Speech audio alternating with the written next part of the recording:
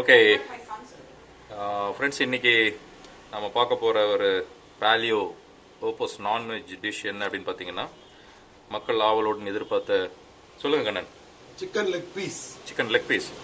இது வந்து கிட்டத்தட்ட கிரில் பண்ணுற ஒரு ஸ்டைல்லே வந்து நமக்கு வந்து இதை குக் பண்ண போகிறோம். எப்படி அப்படிங்கிறத பார்க்கலாம். ஃபர்ஸ்ட் லேயர் என்னங்க? 1/4 டீஸ்பூன், 1/4 கப் தேங்காய் எண்ணெய். 1/4 கப் தேங்காய் எண்ணெய் வந்து முதல் லேயராக நம்ம வந்து குக்கரில் வைக்கிறோம். அப்புறம் வந்து மேரினேட் பண்ண சிக்கன். இந்த சிக்கனில் என்ன மேரினேட் பண்ணியிருக்கோம்னா, மிளகாய் தூள், உப்பு, இஞ்சி பூண்டு பேஸ்ட், சிக்கன் மசாலா வேணும்னா சிக்கன் மசாலா போட்டுக்கோங்க. ஆக்சுவலாக இதில் நம்ம லெமன், தயிர் இதெல்லாம் எதுவுமே சேர்க்கல. ஏன்னா அது ஒரு தண்ணி எஃபெக்ட் கிடைக்கின்றோம், அதெல்லாம் சேர்க்கல. ஸோ சிக்கனை வாங்குறோம், அது வந்து மேலே வந்து மசாலா நம்ம தடவுறோம், அவ்வளோதான் இதில் பண்ணியிருக்கோம். கீழே இந்த ஆயில் வைக்கிற படுற மாதிரி இருக்கிற இடத்துல மசாலாவை லேசாக நல்லா தொடச்சிக்கிட்டு இப்போ அப்படி நேராக அப்படி வைக்கிறோம். அவ்வளோதாங்க.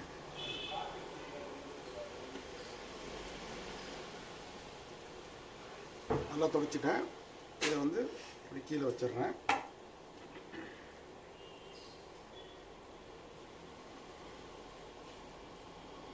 பாட்டமில் படுற மாதிரி இதை வைக்கணும். நம்ம குரூப்பில் ஒரு அன்பர் ஒருத்தர் கேட்டார், சிக்கன் வந்து நிற்க வைக்கலாமான்னு கேட்டார். அதுக்கு வந்து உயிர் போன பிறகாவது படுக்க வைக்கலாமே அப்படின்னு சொல்லியிருந்தோம். அதனால வந்து அதோட ரீசன் என்னன்னு பார்த்தீங்கன்னா, அந்த பாட்டமில் இருக்கக்கூடிய ஆயில் அது வந்து அந்த எஃபெக்ட் நமக்கு வந்து கிடைக்கும் அப்படிங்கிறதுனால. சிக்கன் நல்லா பார்த்துங்க என்ன மாதிரி இருக்குது அப்படின்னு பார்த்துங்க. இப்போ வந்து குக்கர் நம்ம க்ளோஸ் பண்ணுறோம். சொல்லுங்க ராமகிருஷ்ணன் சார், இது எவ்வளோ நேரம் நம்ம குக் பண்ணணும், என்ன டைமிங்? ஒரு 6 to 7 minutes போதும். 6 to 7 minutes. விசில் அது தேவையில்லை. விசில்லாம் நீங்கள் கணக்கே வைக்க தேவையில்லை. சிக்கன் இது வந்து கிட்டத்தட்ட ஒரு 250 grams of chicken 6 to 7 minutes அழகாக குக் ஆகிடும். ப்ரெஷர் ரிலீஸ் பண்ண தேவையில்லை. ஏன்னா இதில் நம்ம கலர் போகிற இது கிடையாது. ப்ரெஷர் ரிலீஸ் பண்ண தேவையில்லை. நீங்கள் திக்கான ஐட்டம் எது சமைச்சாலும் கொஞ்சம் குக்கிங் டைம் ஜாஸ்தியாகும். ஏன்னா சூடு வந்து அது ஃபுல்லாக நடு வரைக்கும் போகணும். உங்களுக்கு தின் ஐட்டம்ஸ், இதே சிக்கன் பீஸ் வந்து சின்னதாக போட்டிருந்தோம்னா ஒரு 5 நிமிஷத்துக்குள்ளே வெந்துடும். திக்காக போன்லெஸ்னால் என்ன சீக்கிரம் வந்துடும், 4 நிமிஷத்துக்குள்ளே வந்துடும். ஸோ இது பெரிய பீஸாக போட்டிருக்கிறதுனால அதுக்காக தான் கீரி இருக்கும். கீரினா சூடு வந்து உள்ள இறங்குறதுக்கு வாய்ப்பு, மசாலாவும் இறங்கும். நீங்க கீராம முழுசா போட்டீங்கன்னா சூடு உள்ள இறங்குறதுக்கே உங்களுக்கு 7-8 நிமிஷம் ஆயிடும். ஸோ அதனால நம்ம இதுல இன்னொரு விஷயம் என்னன்னு பாத்தீங்கன்னா, கொஞ்சம் கூட நம்ம தண்ணி விடல. ஏன்னா அதுலயே நமக்கு வந்து கிரில் எஃபெக்ட் வேணும் அப்படிங்கிறதுக்காக நம்ம ஆயில் விட்டுருக்கோம். சரி, இன்னொரு கேள்வி, இவ்வளவு ஆயில் நம்ம சாப்பிடலாமா அப்படிங்கிற ஒரு கேள்வி நிறைய மக்களுக்கு இருக்கு. அப்படின்னும் பொழுது இப்ப நம்ம விட்டுக்கிற ஆயில் பூரா வந்து அந்த கறிக்குள்ள போயிடுமா? இந்த ஆயில் அப்படியே நிக்கும். இப்ப நம்ம கடையில வாங்கி ஒரு சிக்கன் 65 சாப்பிட்டோம்னா அது பிழிஞ்சோம்னாக்க ஒரு கிட்டத்தட்ட 1 லிட்டர் ஆயில் கிடைக்கிற மாதிரி இதுல வராது. அந்த பாட்டம்ல அந்த ஆயில் அப்படியே இருக்கும். இப்ப நம்ம ஊத்தின ஆயில் 1/4 கப் ஊத்தி இருக்கீங்க இல்லையா? இப்ப சிக்கன் எடுத்ததுக்கு அப்புறம் அளந்து பார்க்கலாம். ஓகே, அதுல எவ்வளவு ஆயில் நமக்கு மிச்சம் இருக்குன்னு பார்க்கலாம். ஆமா, அந்த ஆயில நீங்க வேஸ்ட் பண்ண அவசியம் இல்லை. அடுத்த ஐட்டம் பண்றதுக்கு அதே ஆயில யூஸ் பண்ணிக்கலாம். ஆயில ரீயூஸ் பண்ணலாமா கேட்பாங்க. தாராளமா பண்ணலாம். ஆயில் வந்து அதோட ஸ்மோக் பாயிண்ட்னு சொல்லுவாங்க. எந்த டெம்பரேச்சரில் ஆயில் புகைய ஆரம்பிக்குதோ அந்த டெம்பரேச்சர் வந்தால் தான் ஆயில் வந்து கெட்டு போக ஆரம்பிக்கும். நம்ம இதில் அந்த டெம்பரேச்சர் தாண்டறதுக்கு வாய்ப்பே கிடையாது. அதனால அதே ஆயில் நீங்கள் கலர் கூட மாறி இருக்காது.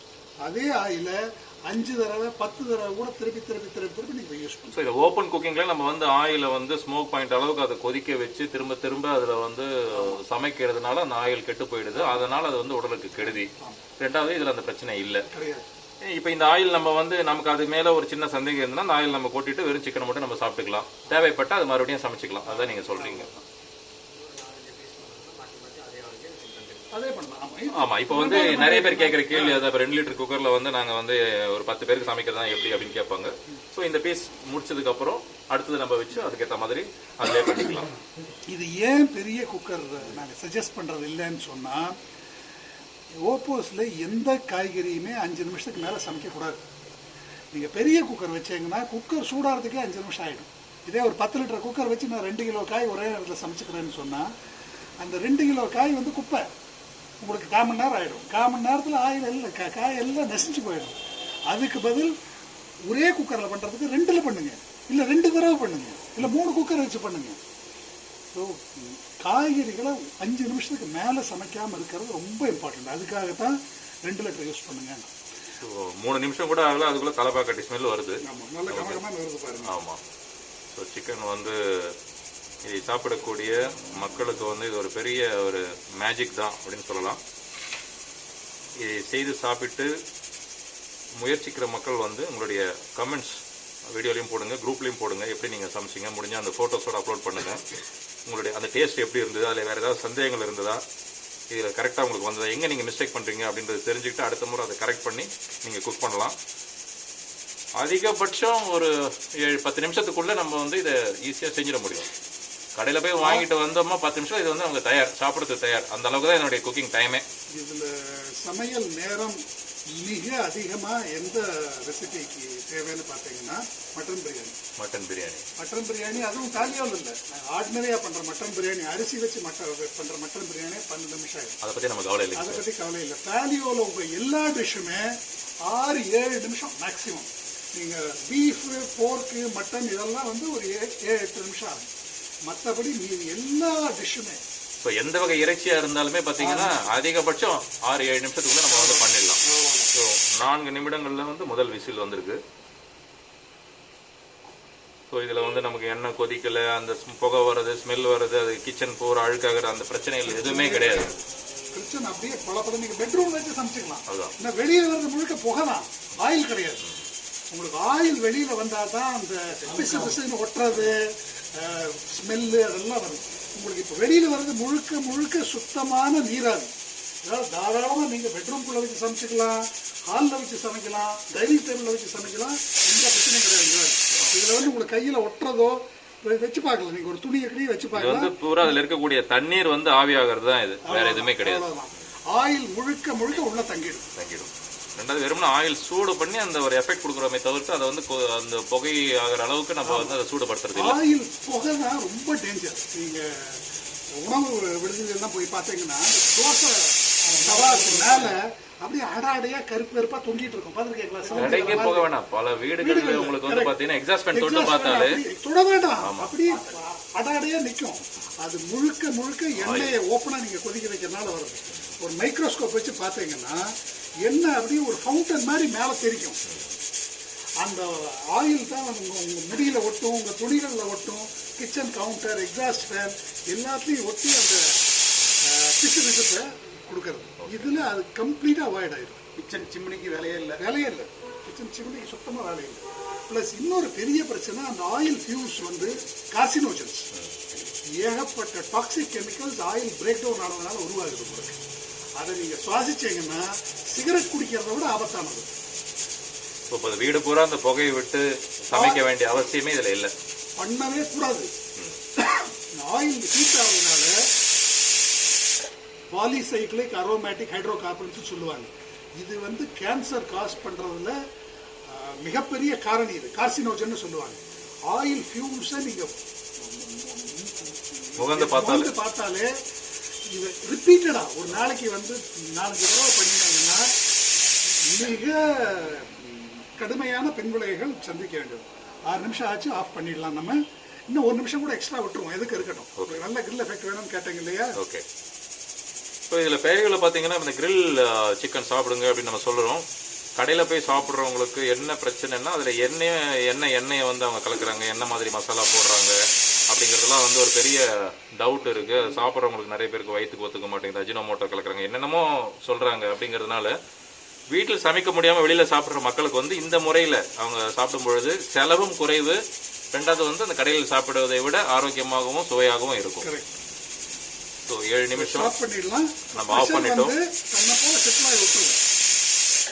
ப்ரெஷர் அதுவாக ரிலீஸ் ஆகிற வரைக்கும் நம்ம வெயிட் பண்ணுவோம். அது இன்னும் 2-3 நிமிஷம் ஆகும். இது ப்ரெஷர் ஏன் செட்டில் ஆகி விடுறோம்னா நம்ம போட்டிருக்கிறது திக் பீஸ். கரெக்ட். இதே சின்ன பீஸாக போட்டால் ப்ரெஷர் ரிலீஸ் கூட பண்ணிக்கலாம் நீங்கள்.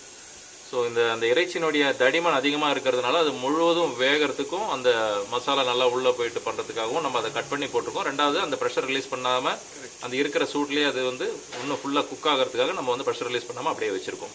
அதுவே தானாக அந்த ப்ரெஷர் முடிகிற வரைக்கும் அது உள்ளே வந்து இப்போ குக் ஆகிட்டு இருக்கு. அதுதான் இதில் நம்ம வந்து செய்கிறது. நீங்கள் கிரில்டு சிக்கன் இன்னொன்று கடையில் சாப்பிட்டீங்கன்னா ஒன்று என்ன யூஸ் பண்ணுறாங்க, எவ்வளோ நேரம் குக் பண்ணுறாங்க, என்ன மசாலா போடுறாங்கங்கிறது ஒரு கொஸ்டின் மார்க். ரெண்டாவது பெரிய கொஸ்டின் மார்க் என்னன்னா, அது சிக்கன் கருப்பாச்சுன்னு வச்சுக்கோங்களேன், மீட்டை வந்து நீங்கள் கருக்க விட்டீங்கன்னா அதுலேயும் இந்த டாக்ஸிக் கெமிக்கல்ஸ் ஃபார்ம் ஆகுது. ஸோ நல்ல ரோஸ்டட், நல்ல brown colour roasted effect. Okay. மிக முக்கியமாக நம்ம கவனிக்க வேண்டியது, இது வந்து வீட்டில் நம்ம தயாரிக்கிறோம். மசாலாவாக இருக்கட்டும், சிக்கன் நம்ம கடையில் போய் ஃப்ரெஷ்ஷாக வாங்கிட்டு வந்துடுறோம், மசாலா வந்து வீட்டில் தயாரிக்கிறோம். குக்கிங்கை நம்ம வீட்டிலே பண்ணுறோம் அப்படின்னும் பொழுது குழந்தைங்களுக்கு நம்ம வந்து சுலபமாக இதை வந்து ஒரு மீலை நம்ம வந்து கொடுக்க முடியும். எந்த விதமான பயமும் இல்லாமல் இதை வந்து தர முடியும். சாப்பிட்டாங்கன்னா ஃபுல் மீல் அது. ஸோ இதெல்லாம் வந்து இந்த மாதிரி சமையலில் நாம் தெரிந்து கொள்ள வேண்டிய ஒரு அடிப்படை அறிவியல் அப்படின்னு கூட சொல்லலாம். பேலியோ மக்களுக்கு இதை பற்றி புரிஞ்சிருக்கும். நிறைய பேர் வெளியில் போய் சாப்பிட்றவங்களுக்கு என்ன எப்படி சாப்பிட்றது அப்படின்னு ஒரு டவுட் இருக்கும் பொழுது இது எப்படி சமைக்கலாம், எப்படி சாப்பிடலாம், இந்த மாதிரியான நான்வெஜ் தொடர்ந்து இது போன்ற வீடியோக்கள் வரும், எப்படி சமைச்சு சாப்பிடுவது அப்படிங்கிறது. முக்கிய நோக்கம் கடையில் போய் எனக்கு சாப்பிட்றதுக்கு பயமாக இருக்குது அல்லது விலை அதிகமாக இருக்கிறது, இது எப்படி சமைக்கணும்னு தெரியல, தொடர்ந்து இதை வந்து ஒரு வாழ்வியல் முறையாக கொண்டு போகணும் அப்படின்னா இதெல்லாம் இருக்கக்கூடிய ஒரு பிரச்சனையாக தொடர்ந்து மக்கள் சொல்லும் பொழுது தான் எளிமையான குக்கிங் மெத்தடாக இதை வந்து அறிமுகப்படுத்துகிறோம். நிச்சயமாக ஒரு 5 நிமிஷம் 10 நிமிஷத்துக்குள்ள நமக்கு பிடித்த சமையல் எதுவாக இருந்தாலும் இந்த முறைப்படி சமைக்க முடியும் எனும் பொழுது தொடர்ந்து ஆரோக்கியமாக பேலியோவை தொடர்வதும் நாமே நமக்கான உணவை சமைத்து சாப்பிடுவதும் தொடர்ச்சியாக அதை செய்ய முடியும். அதனால் வந்து இந்த ஆரோக்கியம் மேம்படும். ஒரு டயபெட்டிக் இருக்கிறவங்க, வெயிட் லாஸில் இருக்கிறவங்க, வேறு ஏதாவது ஹார்மோனல் இஷ்யூஸ் இருக்கிறவங்க, இவங்களுக்கெல்லாம் வந்து ஒரு ஹெல்த்தி குக்கிங் அப்படிங்கிறது அவர்களுடைய கையாலே நடைபெறும் பொழுது தொடர்ந்து அவர்களுடைய பிரச்சனை வெகு விரைவாக தீர்வதோடு மீண்டும் அந்த டயட்டை விட்டு வெளியில் போய் அதே பிரச்சனைகளை திரும்ப வரவழைத்து கொண்டு துன்பப்பட வேண்டிய ஒரு அவசியம் இருக்காது அப்படிங்கிறது நம்ம இதில் தெரிஞ்சுக்கிறோம். செல்ஃப் குக்கிங்கில் நிறைய பேருக்கு இருக்கக்கூடிய எப்படி இதை சமைக்கிறது, அந்த புக்கெல்லாம் பார்த்தா எனக்கு வந்து சரியாக வரல, வீடியோ பார்த்தா சரியாக வரல, எனக்கு வந்து நான் எப்படி சமைக்கிறது அப்படின்லாம் வந்து நினைக்கிறவங்களுக்கு இது வந்து ஒரு ஜஸ்ட் ஒரு வீடியோவை பார்த்தே அல்லது அந்த செயல்முறையை பார்த்தே அவங்க வந்து சுலபமாக செய்து கொள்ளலாம் அப்படிங்கிறதும் இதில் இருக்கக்கூடிய ஒரு ப்ளஸ் பாயிண்ட். அதனால் சுலபமாக பேலியோவை தொடர்வதற்கும் வெகு சுலபமாக சமைப்பதற்கும் வேறொருவர் உதவியை நாடாமல் நமக்கான உணவை நாமே தயாரித்துக் கொள்வதற்கும் ஓபோஸ் போன்ற சமையல் முறை நமக்கு உதவுகிறது. இன்னொன்று, இதுக்கு பெரிய இடம் தேவையில்லை. ஒரு பெரிய கிச்சன் செட்டப், நிறைய பாத்திரங்கள், பெரிய பெரிய அடுப்பு, அதெல்லாம் எதுவுமே தேவையில்லை. சிம்பிளாக ஒரு இண்டக்ஷன் ஸ்டவ், ஒரு 2 லிட்டர் ஒரு மேஜிக் பாட், அதற்கு தேவையான மசாலாக்களுக்கெல்லாம் ஒரு 10 டப்பா, தேவையான காய்கறியோ அல்லது இறைச்சியோ அந்த நேரத்துக்கு நம்ம ஏதாவது வாங்கிட்டு வந்தோம் அப்படின்னாக்கா ரெஃப்ரிஜரேட்டர் கூட தேவையில்லை. அது வந்து நம்ம வந்து சமைச்சு அது நிறைய பேர் அது ஒரு கேள்வி வரும், அதை வந்து ஃப்ரிட்ஜில் வைக்கலாமான்னு. அது தனியாக பண்ணலாம், அது ஒன்றும் பிரச்சனை இல்லை. ஒரு வாரத்திற்கு தேவையான காய்கறிகள்லாம் நீங்கள் கட் பண்ணி ஃப்ரீசரில் போட்டு எப்போ தேவையோ எடுத்து பண்ணினீங்க அப்படின்னாக்கா இன்னும் நேரம் சேவ் ஆகும். பட் அப்படி ரெஃப்ரிஜரேட்டர்லாம் வைக்கணுமா அப்படின்னா நம்ம நாட்டுக்கு அது அவசியம் இல்லை. எல்லாமே வந்து எளிதில் கிடைக்கிறது. ஆஃபீஸ் விட்டு வரும்போதே உங்களுக்கு தேவையானதை, டிஷ்ஷுக்கு தேவையான பொருட்களை நீங்கள் வாங்கிட்டு வந்து அடுப்பை வச்சு நீங்கள் செஞ்சீங்கன்னா டிவி பார்த்துக்கிட்டோ இல்லை ஒரு மேட்ச் பார்த்துக்கிட்டோ இல்லை ஏதாவது ஒரு வேலை, ஒரு ஃபோன் பேசிக்கிட்டு இருக்கிற நேரத்தில் கூட உங்களுக்கு வந்து சமையல் ரெடி. 10 நிமிடம் அப்படிங்கிறது வந்து ஒரு பெரிய நேரமே இல்லை. ஒரு ரெகுலர் சமையல் நம்ம கம்பேர் பண்ணும்பொழுது அந்த இடத்துல தான் இது வந்து ஒரு பெரிய ப்ளஸ் அப்படின்னு நினைக்கிறோம். இது எல்லாமே அன்எடிட்டட் வெர்ஷன் வீடியோஸ். நீங்கள் வந்து பார்க்குற டைமிங்கில் தான் இது சமைச்சிருக்கு. கண்ணெதிர்க்கு அது உள்ள என்ன நடந்திருக்கு அப்படிங்கறது நீங்க பாக்குறீங்க. நீங்க பண்ணினாலும் இதே மாதிரி வரும், இதே கலர், இதே கன்சிஸ்டன்சி, இதே டைமிங். அதுதான் இந்த சொல்லப்பட்ட அளவுகள் முக்கியம் அப்படின்னு திரும்ப திரும்ப வலியுறுத்துறோம். அந்த ஏன் அந்த கப்பு சைஸ் முக்கியம், ஏன் அந்த ஸ்பூன் சைஸ் முக்கியம், ஏன் அந்த குக்கர்னுடைய சைஸ் முக்கியம், அதெல்லாம் வந்து ஏன் சொல்றோம் அப்படின்னா இது வந்து ஒரு சயின்ஸ். இந்த இடத்திற்குள்ளாக இவ்வளவு வெப்பத்தில் இந்த அளவு உணவு வந்து இவ்வளவு நேரத்தில் தயாராகிறது. அதுதான் அதுல இருக்கு நம்ம புரிந்து கொள்ள வேண்டிய ஒரு விஷயம். அதனாலதான் இந்த கைப்பக்குவம் முதல்ல போடுங்க, இதை கிண்டுங்க அப்படின்னா ஒவ்வொருத்தருடைய பாத்திரம், அவர்களுடைய கையளவு, அவர்கள் நினைத்துக் கொள்வது, அவங்க எல்லாமே வேறுபடும். அப்படின்னும் பொழுதுதான் ஒரு நல்ல டிஷ்ன்றது வந்து எல்லாருக்கும் புரியக்கூடிய, எளியாக சமைக்கக்கூடிய ஒரு டிஷ்ஷாக அது வந்து வரமாட்டேங்குது. ஓப்போஸ்ல வந்து இது வந்து ஒரு கோடிங் பண்ணிட்டாங்க. அவங்க இது இந்த விஷயத்தை இப்படி சமைங்க அப்படின்றது அவங்க வந்து பல முறை டெஸ்ட் பண்ணி போட்டுட்டாங்க. அப்படிங்கிறதுனால அது சுலபமாக அதே அளவுகளில் அதே முறையில் நாம் சமைக்கும் பொழுது இதுக்கு வந்து ஒரு பெரிய எக்ஸ்பீரியன்ஸ் தேவைன்னு அவசியம் இல்லை. அந்தந்த பொருட்கள் எது என்று தெரிந்து அது எப்படி சமைக்கும், அப்படி எது சுவிட்ச் ஆன் பண்ணணும், என்ன பண்ணணும் அப்படிங்கறது வீடியோ பார்த்தே நம்ம செஞ்சிட்டோம் அப்படின்னா ஒரு 3-4 குக்கிங்ல இது வந்து என்ன செய்யணும், எதையெல்லாம் எப்படி நம்ம சமைக்கலாம் அப்படிங்கிறது எளிமையாக புரிந்துவிடும். மனப்பாடம் பண்ணி வச்சுக்கணும் கூட அவசியம் கிடையாது. எந்த நேரத்துக்கு நமக்கு அது தேவையோ அந்த நேரத்துக்கு அந்த டிஷ்ஷை நம்ம ஒரு முறை பார்த்துட்டு சுலபமாக சமைத்து கொள்ளலாம். இதுல ஒரே ஒரு இடத்துல வேரியேஷன் வருது, வேறுபாடு வர்றதுக்கு வாய்ப்பு இருக்கு. நம்ம குக்கிங் வெசலை சேர்ந்து தரப்படுத்தியாச்சு, ஹீட் சோர்ஸை தரப்படுத்தியாச்சு. ஆனால் உள்ளே போடுறோம் பார்த்தீங்களா, அதை தரப்படுத்தவே முடியாது. உங்க ஊர் சிக்கன்ல வேற வாட்டர் கண்டென்ட் இருக்கும், எங்க ஊர் சிக்கன்ல வேற வாட்டர் கண்டென்ட் இருக்கும். இதுக்கு தான் கொஞ்சம் எக்ஸ்பீரியன்ஸ் வேணும். ஸோ முதல் தடவை 2 தடவை நீங்கள் பண்ணுறப்போ ஏதாவது பிரச்சனை ஆனாலும், சப்போஸ் கருகிருச்சு இல்லை தண்ணி கொஞ்சம் ஜாஸ்தியாக இருக்குது கம்மியாக இருக்குனாலும் கவலையே படாதீங்க.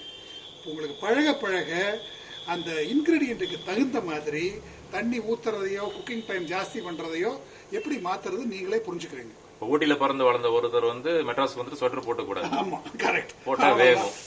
இடத்துக்கு தகுந்த மாதிரி நம்ம மாறிக்கிற மாதிரி நாம் வாங்கக்கூடிய உணவு பொருட்கள் அதனுடைய தரத்திற்கு ஏற்ற மாதிரி. இப்போ ஃபாரின்ல போனீங்க அப்படின்னா அவங்க வந்து ஃப்ரோசன் மீட் வச்சிருப்பாங்க, அதுதான் கிடைக்கும், எனக்கு ஃப்ரெஷ் மீட் கிடைக்காது அப்படின்னா அதை எப்படி நம்ம குக் பண்றோம் அப்படிங்கிறது கொஞ்சம் மாறுதல் வரலாம்.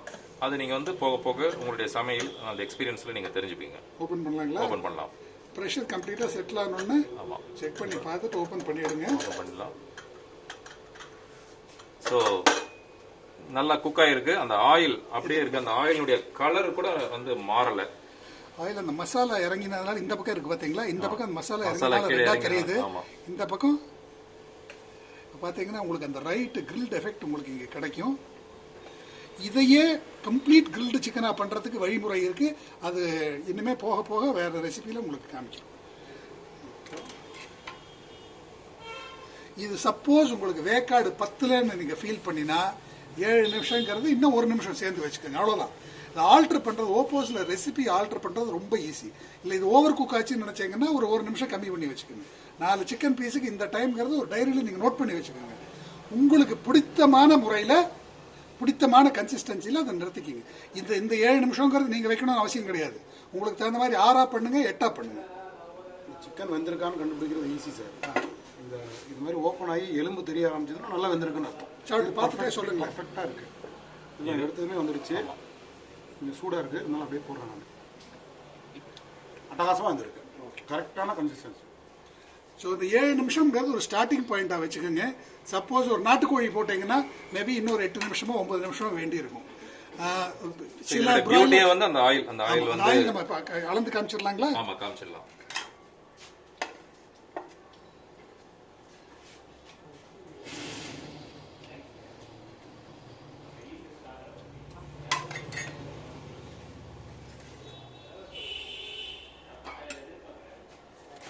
ஸோ இதில் 1/4 கப் ஆயில் எடுத்தோம் நம்ம. இதை பாருங்க,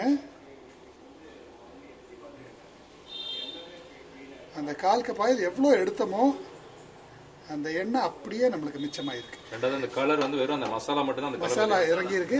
இப்போ இந்த கீழே இந்த கருப்பா இருக்கு பாத்தீங்களா, இது வந்து மசாலா கீழே படுறதுனால உண்டான கருப்பு. இது இந்த ஆயிலை நீங்க அடுத்த தடவை டிஷ் ஃப்ரை பண்றப்ப அப்படியே எடுத்து யூஸ் பண்ணிக்கலாம், ரீயூஸ் பண்ணிக்கலாம். இதுதான் நம்ம வந்து இந்த ஆயில் பத்தி பயந்த மக்களுக்கான ஒரு விடை. இதை நம்ம வந்து புரிஞ்சுக்கலாம். இந்த ஆயில் வந்து கீழே அந்த சூட்டை நம்ம வந்து தடுத்து அந்த கறியை வேக வைக்கிறதுக்காக அந்த கிரில் எஃபெக்டுக்காக மட்டும்தான் நம்ம அதை வந்து ஒரு பஃபரிங்காக பயன்படுத்திக்கிறோமே தவிர்த்து அந்த எண்ணெயில மிதக்க விட்டு அதை வந்து கொதிக்க வச்சு ஸ்மோக் பாயிண்ட் வர வச்சு பொரிக்க வைக்கல. அப்படி பண்ணும்பொழுது தான் அது வந்து ஒரு ஆபத்தான ஒரு விஷயமாக முடிகிறது. ஸோ இந்த வகையில் பார்த்தீங்கன்னா நமக்கு ஆயில் செலவும் கம்மி தான். ரெண்டாவது அந்த ஆயிலை வந்து ஒரு ஹெல்த்தியாகவே நம்ம வந்து யூஸ் பண்ணுறோம். ஃபில்டர் பண்ணி அப்படியே ரீயூஸ் பண்ணலாம், அப்படியே பண்ணிக்கலாம் அந்த மாதிரி. ஓகே நண்பர்களே, மிக்க நன்றி. அடுத்த டிஷ்ல நம்ம வந்து ஓப்போஸ் பேலியோ டிஷ் என்ன அப்படிங்கறத பார்க்கலாம். தேங்க்யூ.